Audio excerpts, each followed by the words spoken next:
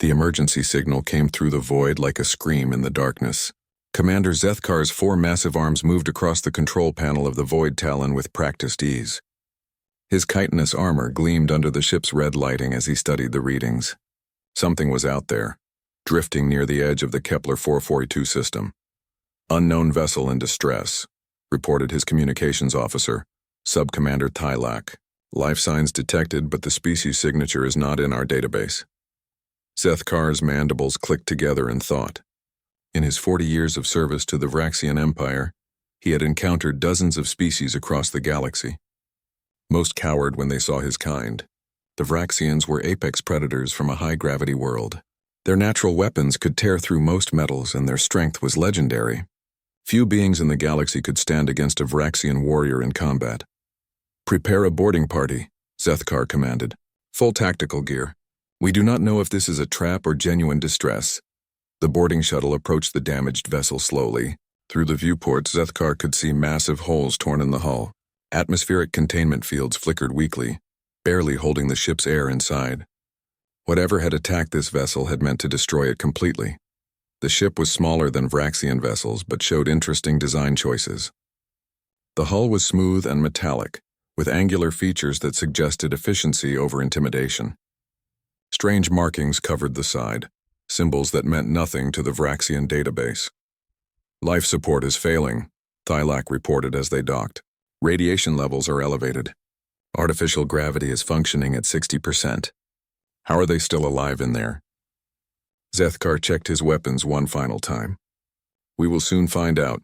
The airlock cycled open with a hiss of equalizing pressure.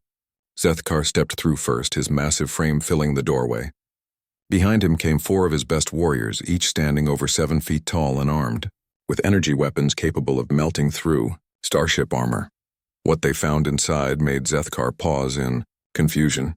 A human male stood waiting for them in the corridor, completely relaxed despite the sparking electrical systems and emergency lighting.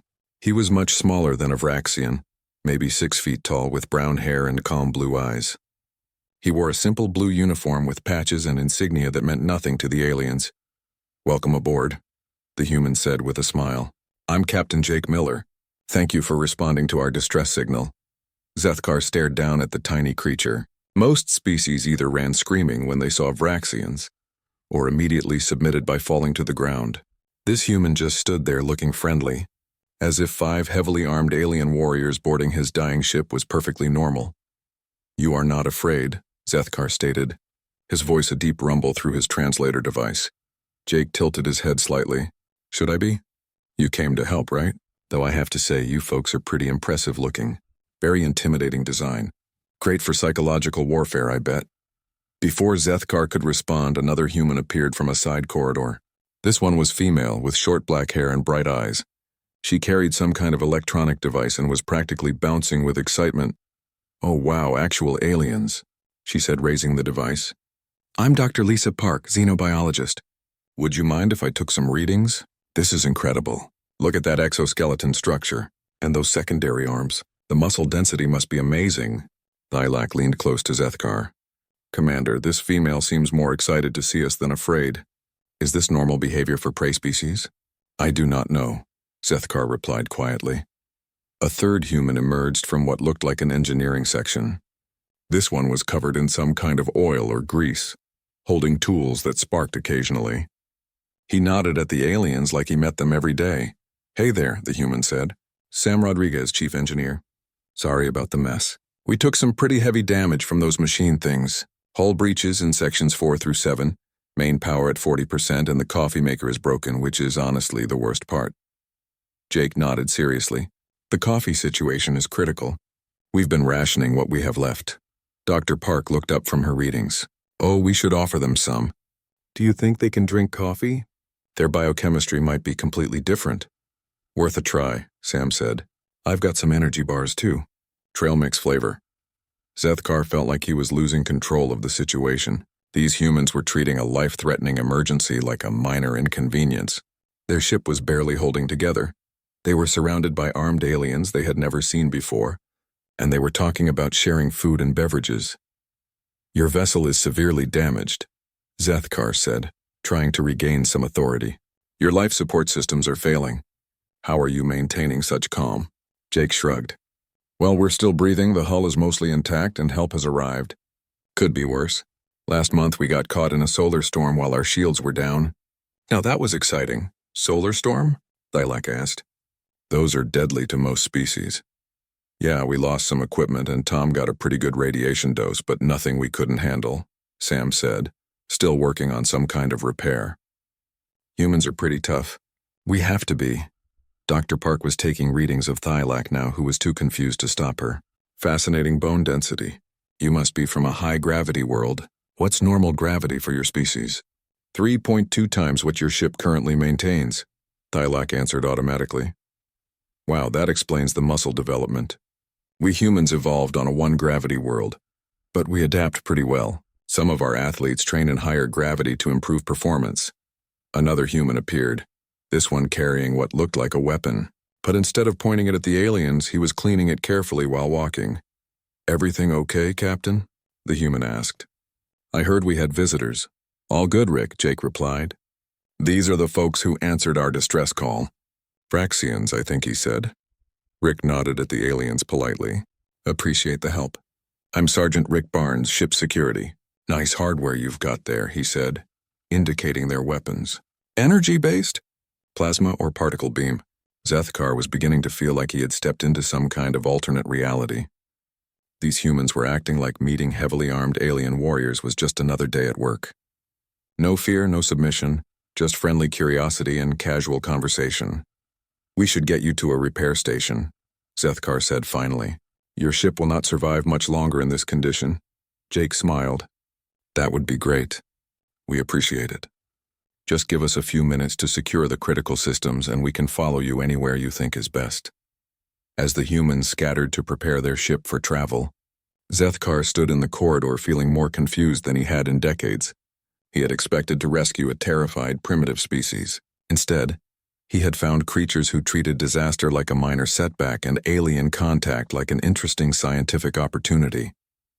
Commander, Thylak said quietly, these humans are not behaving like any species we have encountered before. Zethkar watched Jake Miller calmly discussing repair priorities with his crew, while their ship slowly died around them. No, he agreed. They are not. The journey to Confederation Station Nexus 7 took 3 days through hyperspace. Zethkar had offered the humans guest quarters aboard the Void Talon, but they insisted on staying with their damaged ship. They said they wanted to continue repairs during the trip. What followed were 3 of the strangest days in Zethkar's military career. The humans seemed to treat the Vraxian ship like a fascinating museum. Dr. Park spent hours examining their technology, asking endless questions about power systems and hull design. She showed no fear of the massive alien warriors, instead treating them like helpful research subjects. Your gravitational compensation system is brilliant, she told Subcommander Thylak during her second day aboard. We use a much simpler setup on human ships. Of course, we don't really need high-gravity environments like you do. Humans can adapt to pretty much anything, but we prefer standard gravity for long trips. Thylak had found himself oddly comfortable talking to the small human female. She was genuinely interested in Vraxian culture and technology, not afraid or trying to gain some advantage. It was refreshing after years of dealing with species that either cowered or schemed. How do humans adapt to different environments? He asked. Lisa's eyes lit up. Oh, we're amazing at that. Humans live everywhere on our planet. Hot deserts, frozen mountains, tropical jungles, even some pretty hostile places. We just figure out what we need to survive and make it work. Captain Miller had become a regular visitor to the bridge. Zethkar found the humans' casual attitude both irritating and intriguing. Miller would stand next to the command chair, watching the hyperspace displays while making small talk about navigation and tactical systems. He showed no signs of being intimidated by the bridge full of massive alien predators. Your people must be great warriors, Miller said during one of these visits. Everything about your ship design says you're used to fighting. The Vraxian Empire has been at war for most of our recorded history, Zethkar replied. We are bred for combat. It is our nature, Miller nodded thoughtfully. Humans have some experience with warfare too. We've been fighting each other for thousands of years. Only recently started working together as a species. You fight your own kind? Thylak asked, looking shocked. Used to, mostly, Miller said. Had a few really big wars in the last century that nearly wiped us out. World War II killed maybe 50 million humans. That taught us some valuable lessons about cooperation. The bridge fell silent. 50 million casualties in a single conflict was a staggering number, even by Vraxian standards. Communications officer Amy Chen had been teaching some of the Vraxian crew about human entertainment. She set up a viewing screen in one of the recreation areas and showed them something called extreme sports. This is base jumping, Amy explained as the screen showed a human throwing himself off a cliff wearing only a fabric wing. People do this for fun. The Vraxians watched in stunned silence as human after human deliberately put themselves in mortal danger. Rock climbing without safety equipment, racing vehicles at deadly speeds jumping out of perfectly good aircraft. These humans are deliberately risking death, one of the Vraxian warriors whispered. For entertainment. Wait until you see motor racing, Amy said cheerfully. Humans strap themselves into metal boxes and drive them around tracks at over 200 miles per hour. Sometimes they crash and explode, but that just makes it more exciting for the spectators. The warriors looked at each other in confusion. Their own entertainment usually involved displays of strength or skill, but nothing that actively courted death for no reason. Navigator Pete Johnson had struck up conversations with several Vraxian officers about stellar cartography. During one discussion, he casually mentioned his family history. My grandfather fought in World War II, Pete said while examining their star charts. Pacific Theater. Said they had to island hop across thousands of miles of ocean fighting the whole way. Lost a lot of good people. Your grandfather was a warrior, Thylak said respectfully. Yeah, tough old guy. He used to tell stories about the things he saw. Made me appreciate how easy we have it now. Pete paused, studying a particularly complex stellar formation. Of course, his grandfather fought in the First World War, and before that, his family was involved in something called the Civil War. Humans have been pretty good at warfare for a long time. Chief Engineer Sam Rodriguez had been the biggest surprise. The Vraxians had expected the human technical specialist to be weak and scholarly. Instead, they found a man who could work for hours in high-radiation environments without protective gear, repair systems while under fire, and solve impossible technical problems with whatever materials were available. Humans must have very advanced training. Facilities, one of the Vraxian engineers commented while watching Sam jury-rig a power coupling using spare parts in what looked like kitchen utensils. Not really, Sam said, not looking up from his work. I learned most of this stuff growing up in Detroit. If you wanted something fixed, you figured out how to fix it yourself or it stayed broken. My dad worked in an auto plant before the robots took over. He taught me that any problem can be solved if you're willing to get creative and don't mind getting your hands dirty. Medical officer Dr. Kate Williams had, perhaps the most disturbing conversations with the aliens. She had been treating minor injuries among both crews during the journey, and her casual discussions of human medicine left the Vraxians deeply unsettled. Human medicine is pretty advanced because it has to be, she explained, while bandaging a cut on Thylak's secondary arm. Humans get into dangerous situations constantly. We needed to learn how to fix radiation poisoning, treat severe trauma, handle toxic exposures, and deal with all kinds of environmental hazards. Your species requires medicine for radiation poisoning? Thylak asked. Kate nodded. Oh yeah. Humans work with radioactive materials all the time. Power plants, medical equipment, research facilities. We've gotten pretty good at treating exposure. Of course, some humans actually seek out radiation exposure for medical treatment. We call it radiation therapy. You deliberately expose your people to radiation? When it's medically necessary, sure. Humans are tougher than we look. We can survive things that would kill most other species, and if we can't survive them, we figure out how to treat them. By the third day, Zethkar realized that his entire understanding of humanity had been wrong. These were not the weak, primitive creatures he had expected to rescue. They were something far more disturbing. Humans lived on a world that seemed designed to kill them, and they had not only survived, but thrived. They turned survival challenges into entertainment. They fought wars that would devastate entire star systems and called them learning experiences. They deliberately exposed themselves to deadly environments and considered it normal medical practice. Commander, Thylak said privately, I am beginning to suspect that these humans may be more dangerous than they appear. Zethkar watched Captain Miller through the bridge viewport, calmly working on his damaged ship while surrounded by the hard vacuum of space. The human wore only a simple environmental suit and seemed completely unconcerned about the deadly environment outside. Yes, Zethkar agreed. I believe you may be correct.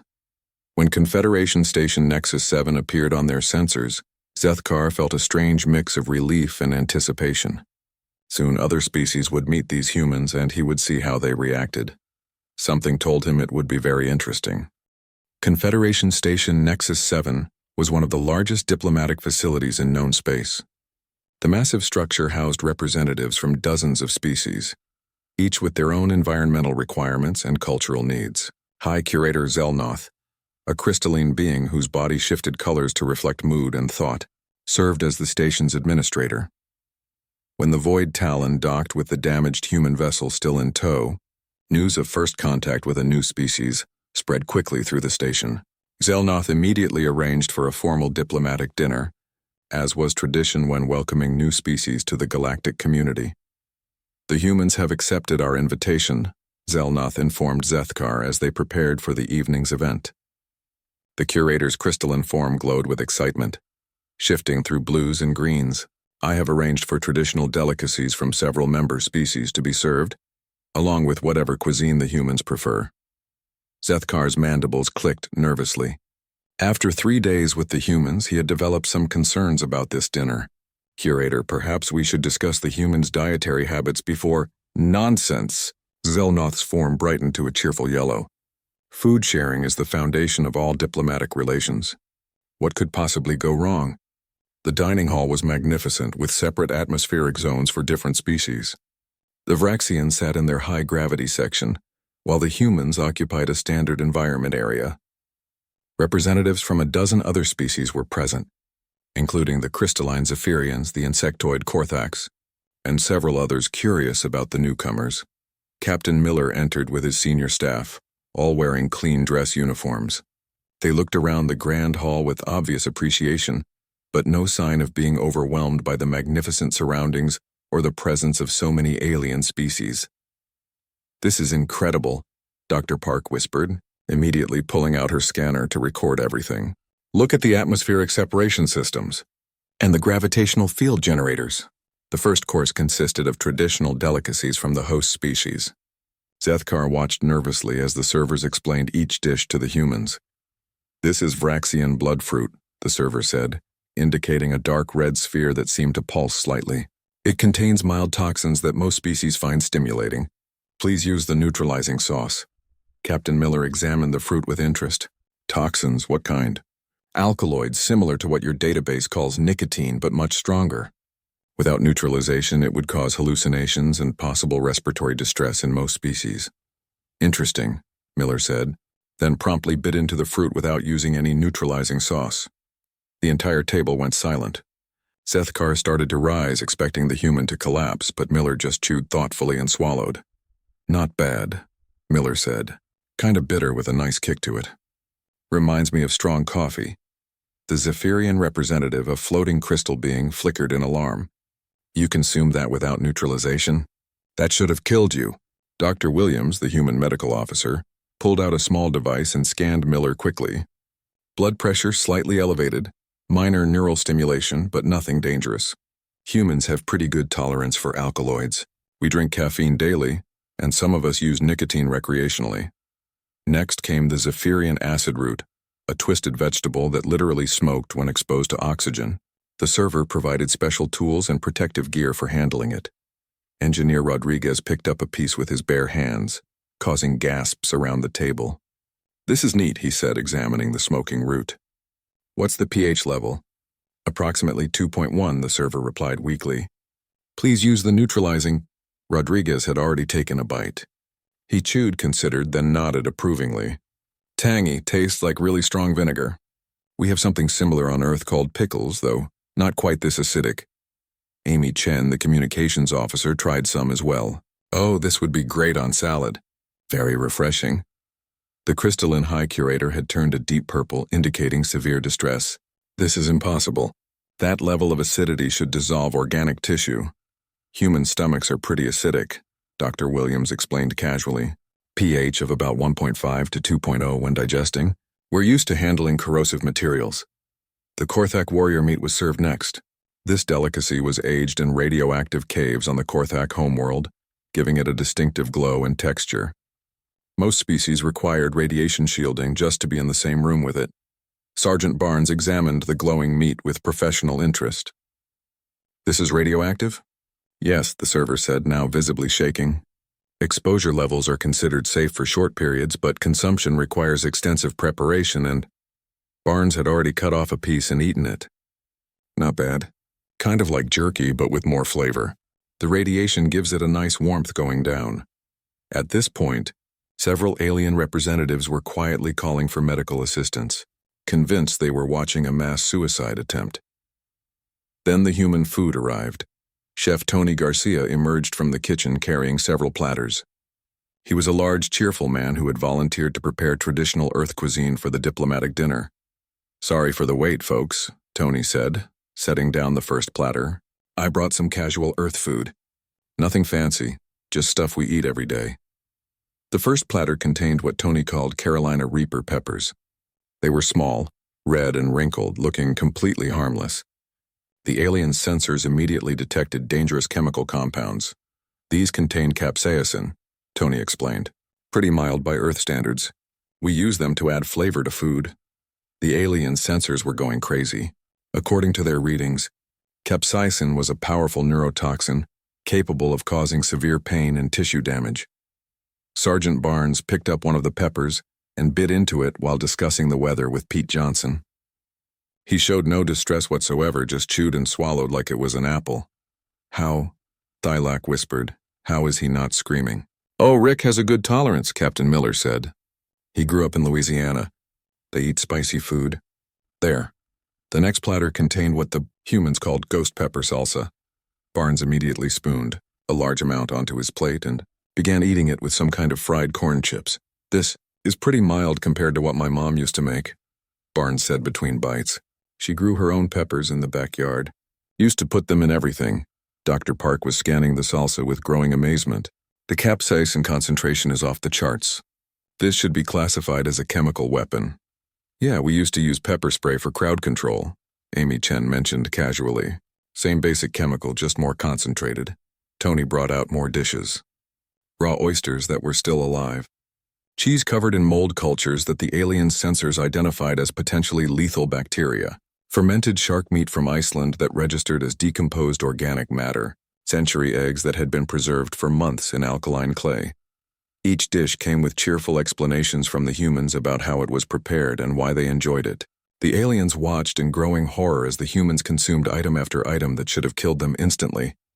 "This blue cheese is great," Sam Rodriguez said, spreading the mold-covered cheese on a cracker. "The bacteria gives it a really sharp flavor. We actually cultivate these mold cultures on purpose." The crystalline high curator had turned completely black, indicating maximum distress. Several other species representatives had quietly excused themselves from the table. "Your species deliberately cultivates deadly bacteria for consumption?" the Korthak warrior asked, his voice barely a whisper. "Oh sure," Dr. Williams replied. "Lots of human food contains beneficial bacteria. Yogurt, cheese, fermented vegetables, alcohol. We've been eating bacteria cultures for thousands of years." Captain Miller noticed the alien's distress and looked concerned. "Is everything okay? The food isn't too strange, is it?" "Tony just brought some basic Earth cuisine.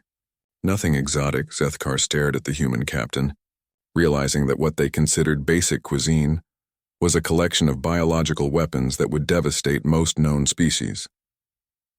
"This is what you eat normally?" he asked weakly. "Well, this is pretty mild stuff," Miller admitted.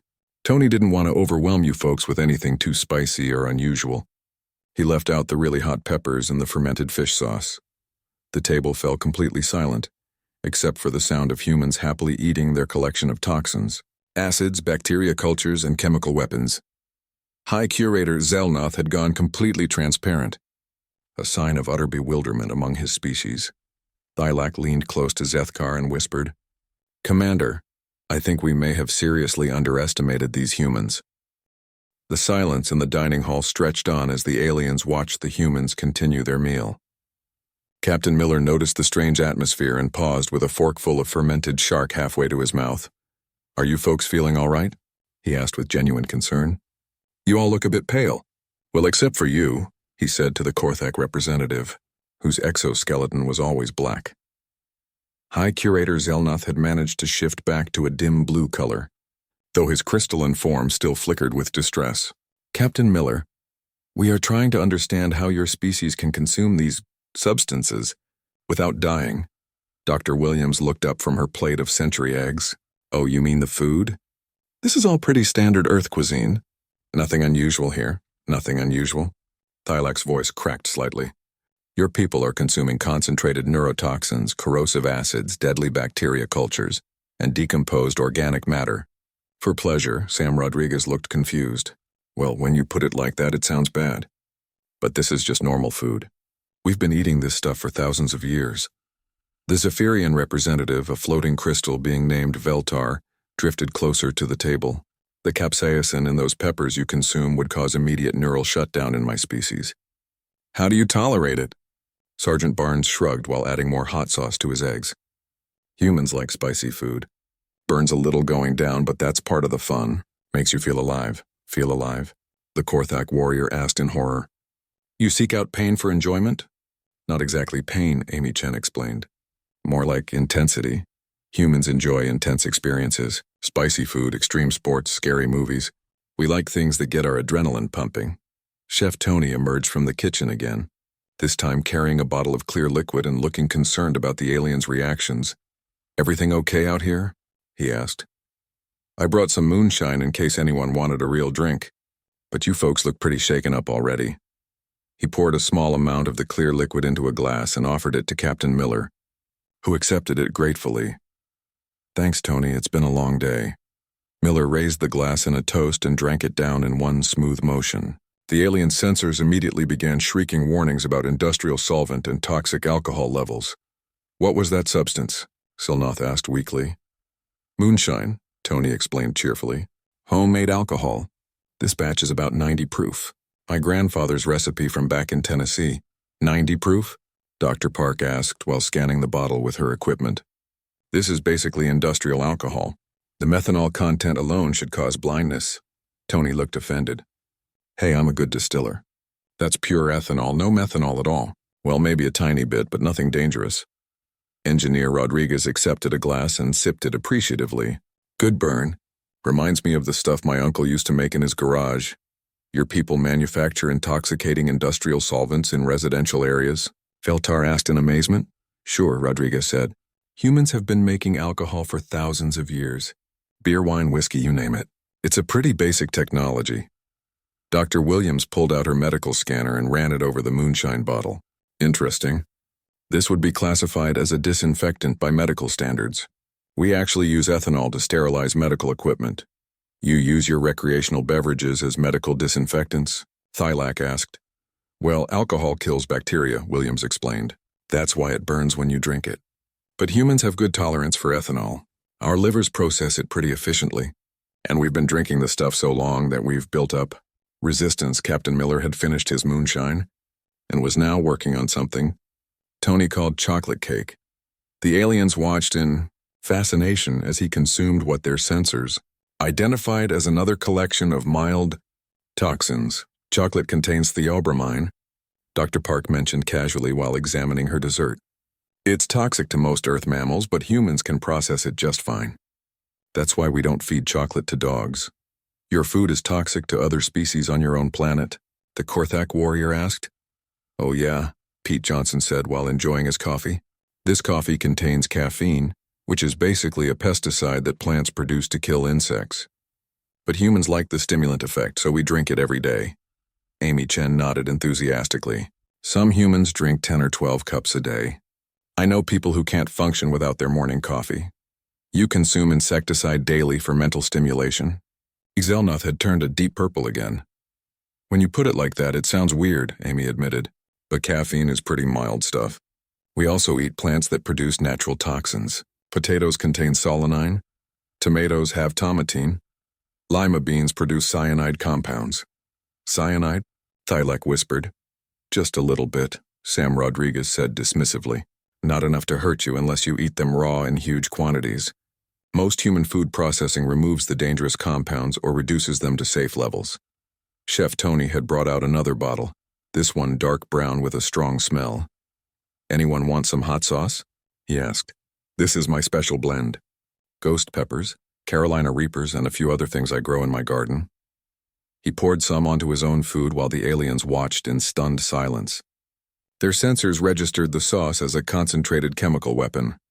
I grow all my own peppers, Tony continued proudly. Started with mild stuff like jalapenos and worked my way up to the really hot varieties.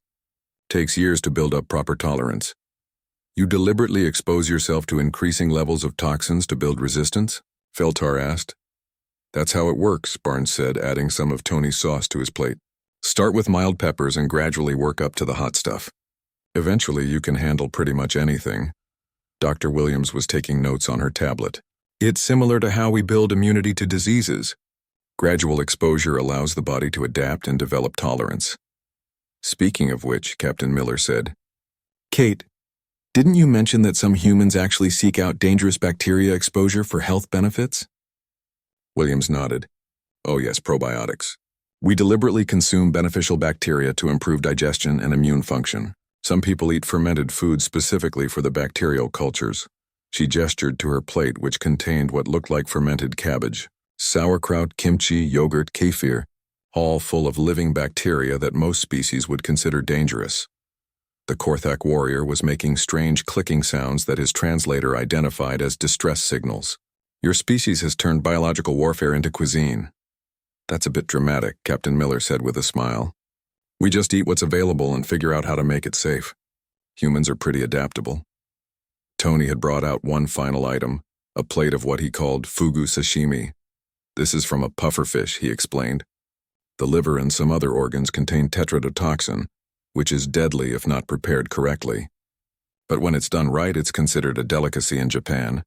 The entire table of aliens recoiled as Tony calmly ate the potentially lethal fish. You consume deliberately poisonous animals? Zelnoth had gone completely transparent again. Only when prepared by trained chefs, Tony said. It takes years of training to learn how to remove the poison gland safely. Very precise work. Your species has turned preparing lethal toxins into an art form, Thylak observed. Pretty much, Sam Rodriguez agreed. Humans will eat almost anything if you prepare it right. We've got dishes made from deadly mushrooms, poisonous plants, venomous snakes, you name it. If it exists, some human somewhere has probably figured out how to eat it safely. The aliens sat in stunned silence as the humans finished their meal of toxins, acids, industrial solvents, and biological weapons, all while chatting pleasantly about the weather and asking polite questions about alien culture. Finally, Zethkar found his voice. Your species does not merely survive in hostile environments. You actively seek out and consume things that would kill most galactic civilizations.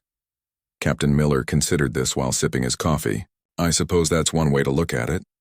We prefer to think of it as making the best of what's available. Earth can be a pretty harsh place, so we learned to eat whatever wouldn't kill us. Eventually, we started enjoying the challenge. Challenge? Feltar asked weakly. Sure, Miller said with a grin. Where's the fun in eating something that won't fight back? The diplomatic dinner had ended with most of the alien representatives excusing themselves early, claiming urgent business elsewhere. High Curator Zelnoth remained transparent and speechless for nearly an hour after the humans finished their meal. Only the Vraxians stayed until the end, though they had stopped eating entirely after watching the humans consume their basic cuisine. Captain Miller and his crew returned to their damaged ship to continue repairs. The aliens retreated to their respective quarters to process what they had witnessed. Zethkar found himself unable to sleep, his mind churning over the implications of what he had learned about humanity. The emergency alarm changed everything. Piercing sirens echoed through. Confederation Station Nexus 7 at 0347 hours. Red warning lights bathed the corridors as automated systems announced the crisis in a dozen languages. Alert. Devourer fleet detected approaching station. All military personnel report to battle stations. This is not a drill. Zethkar was already moving before the announcement finished. The Devourers were a nightmare from the galaxy's dark corners. machine intelligences that consumed organic matter to fuel their endless expansion. They had been quiet for decades, leading many to hope they had been destroyed or moved beyond known space. He reached the command center to find chaos. Dozens of alien species representatives were demanding evacuation while their military escorts tried to organize some kind of defense. The station's own weapons were defensive only, meant to deter pirates and raiders, not fight a full Devourer fleet. Status report, Zethkar commanded as he took his position. 15 Devourer ships detected, Thylak reported grimly. Heavy configuration. They will reach the station in 6 hours. Across the command center, other species' military leaders were making similar calculations. The consensus was clear. Evacuation was the only option. The station could not survive a Devourer assault. Then Captain Miller's voice came over the communication system. Nexus 7 Command. This is Captain Jake Miller of the Earth vessel New Dawn. We're reading your situation and would like to offer assistance. High Curator Zelnoth had managed to shift back to a pale yellow color. Captain Miller, we appreciate your offer, but evacuation is our only option. The Devourers cannot be fought with conventional weapons. Actually, Curator, we've had some experience with these machine things. We've been hunting them for the past 6 months. The command center fell silent. Hunting Devourers was considered impossible. They were machines, they felt no fear, needed no rest, and could repair themselves using consumed organic matter. You have engaged Devourer forces? Zethkar asked. Oh yeah, several times. That's how we got so banged up when you found us. We just finished taking out a scout ship when our engines failed. Nasty fight, but we got them in the end. Thylak checked the records. The humans' damaged ship showed battle damage consistent with Devourer weapons, but if they had fought Devourers and survived, that meant impossible, the Korthak military commander said. Devourers cannot be defeated by organic species. They are designed to consume biological matter. Miller's voice carried a hint of amusement. Well, that's the thing about humans. We don't like being told something is impossible. Tends to make us stubborn. Captain, Zethkar said. What do you propose? Give us 6 hours to finish repairs and we'll help you fight them off. Fair warning, though. Human combat tactics might seem a bit unusual to you folks. The alien military leaders exchanged uncertain looks. They had just watched humans casually consume chemical weapons for dinner. Their definition of unusual was probably not the same as everyone else's. Very well, Zelnoth said finally. We accept your assistance. What followed were 6 hours of frantic preparation. The aliens watched in amazement as the humans transformed their damaged ship into something resembling a weapon of war. They worked with the same casual intensity they had shown while eating poison, treating the approaching battle like another interesting challenge. Chief Engineer Rodriguez had somehow managed to repair their engines and weapon systems using spare parts and what looked like kitchen equipment. When asked how he had managed such extensive repairs so quickly, he just shrugged. Humans are good at jury-rigging solutions under pressure. We've had a lot of practice. Dr. Park was busy scanning the approaching Devourer ships and analyzing their configurations. She seemed more excited than afraid, treating the deadly machines like fascinating research subjects. These designs are incredible, she told anyone who would listen. Look at the adaptive armor plating and the energy distribution systems. No wonder they're so hard to fight conventionally. Sergeant Barnes was preparing weapons with the help of several crew members. The aliens were disturbed to see that many of their weapons appeared to be improvised from common materials. Chemical explosives, Barnes explained when asked. We make them from basic compounds. Potassium nitrate, aluminum powder, sugar, stuff you can find in any kitchen or chemistry lab. You manufacture explosives from food ingredients? Thylak asked weakly. Sure, humans have been making things explode for thousands of years. It's a useful skill. When the Devourers arrived, they came in force. 15 massive ships, each one larger than the Confederation station. Their hulls were black metal that seemed to absorb light, and their weapons were designed specifically to harvest organic matter for processing. The battle began with the Devourers ignoring the station's defensive fire and heading straight for the docking bays where the organic crews would be easiest to harvest. Then the New Dawn opened fire. The human ship moved like nothing the aliens had ever seen, where other vessels would maintain safe distances and rely on shields and armor. The humans flew directly into the Devourer formation. They used their smaller size and superior maneuverability to stay between the larger ships, making it impossible for the Devourers to target them without hitting each other. Insane, the Korthak commander whispered. They are flying directly into the enemy formation. Captain Miller's voice came over the communication system, calm and professional, despite being surrounded by enemy ships. This is how we always fight these things. Get in close where their big guns can't track you. Then hit them where it hurts. The New Dawn fired something that looked like a standard missile, but when it struck the lead Devourer ship, the explosion was unlike anything the aliens had seen. The entire front section of the machine ship simply vanished in a brilliant flash. What kind of weapon was that? Zethkar demanded. Improvised nuclear device, Rodriguez's voice came through the comm. Made it from the reactor fuel we had left over. Humans have been splitting atoms for about a century now. Pretty basic technology. The aliens stared at each other in shock. The humans had just casually mentioned building nuclear weapons from spare parts. The battle continued with the humans displaying tactics that defied all conventional military wisdom. They used the station itself as cover, flying through the superstructure at speeds that should have been impossible. They deliberately rammed smaller Devourer ships, using their hull as a weapon, while somehow surviving the impacts. Their ship should have been destroyed hours ago, Thylak observed as the New Dawn emerged from another impossible maneuver, with sparks flying from multiple hull breaches. Humans are very hard to kill, Zethkar replied, remembering the dinner conversation about radiation therapy and toxin tolerance. The turning point came when Sergeant Barnes somehow managed to board one of the Devourer ships during the battle. The aliens watched in amazement as his life signs moved through the enemy vessel, apparently fighting hand-to-hand combat with machines designed to harvest organic matter. How is he surviving inside a Devourer ship? The Korthak commander asked. Dr. Williams answered from the New Dawn. Rick grew up in Detroit and served 3 tours in Afghanistan. Hostile environments and close-quarters combat are basically his natural habitat. 20 minutes later, the Devourer ship exploded from the inside. Barnes to New Dawn, came the sergeant's voice.